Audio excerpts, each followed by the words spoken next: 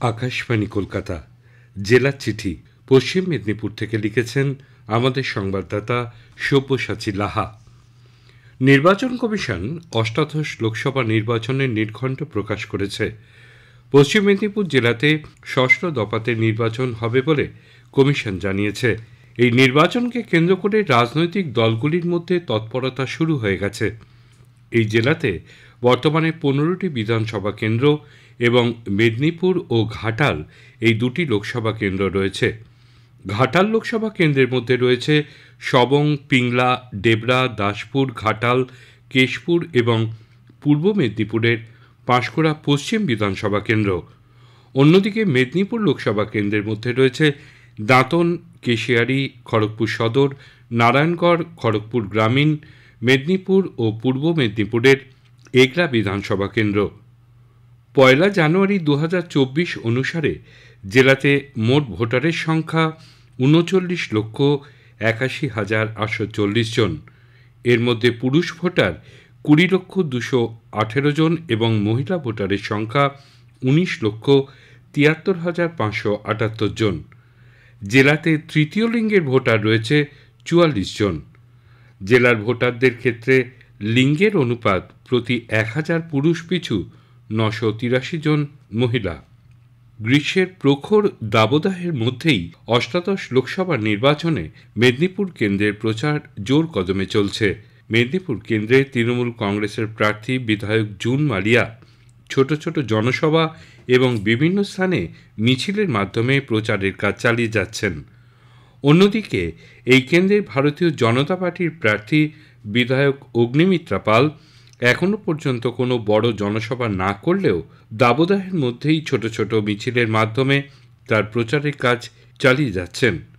এই কেন্দ্রের ব্রাহ্ম প্রার্থী বিপ্লব ভট্ট বিভিন্ন স্থানে প্রচারের কাজ করছেন। তিনি প্রধানত বাড়িতে বাড়িতে গিয়ে প্রচার অভিযান চালানোতেই বেশি জোর দিয়েছেন।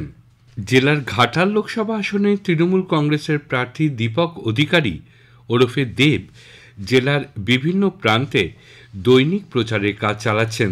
তিনি ইতিমধ্যেই দলীয় নেতৃত্বকে ঘাটালে নিয়ে এসে রোড শো এবং মহামিছিলের আয়োজন করেন।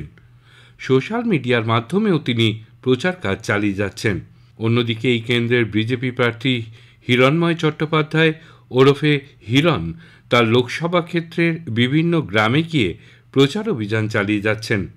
এই কেন্দ্রের বাম প্রার্থী সিপিআই এর তপন গাঙ্গুলির নাম দেরিতে ঘোষণা হলেও তিনিও জোর কদমে তার প্রচার চালাচ্ছেন।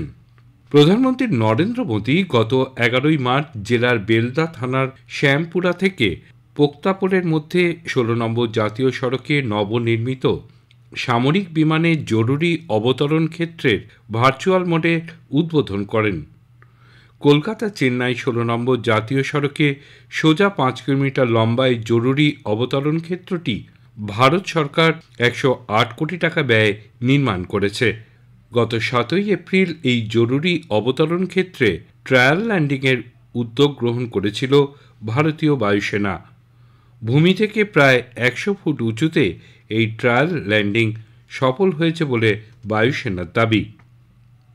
সম্প্রতি পণ্ডিত মৃত্যুঞ্জয় বিদ্যালঙ্কারের আবক্ষ মূর্তির আবরণ উন্মোচন হল দাঁতন থানার ভেটিয়া দক্ষিণ গ্রামে। স্থানীয়দের দাবি, সমগ্র ভারতবর্ষে মৃত্যুঞ্জয় বিদ্যালঙ্কারের এটাই প্রথম আবক্ষ মূর্তি। আবরণ উন্মোচন করেন দাঁতনের বিধায়ক বিক্রম প্রধান।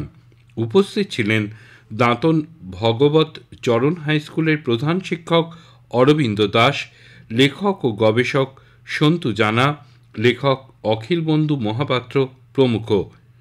এলাকাবাসীদের দাবি, 1762 সাল নাগাদ মৃত্যুঞ্জয় চট্টোপাধ্যায়ের জন্ম হয় ভেটিয়া দক্ষিণ গ্রামে।